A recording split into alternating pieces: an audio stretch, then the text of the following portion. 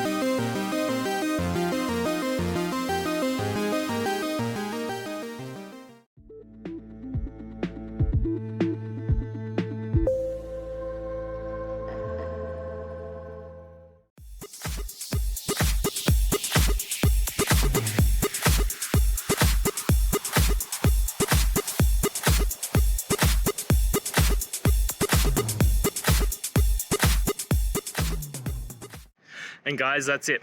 I hope this video has helped you and get you through to that resolution you needed. If it did, please, I'd appreciate it if you hit subscribe.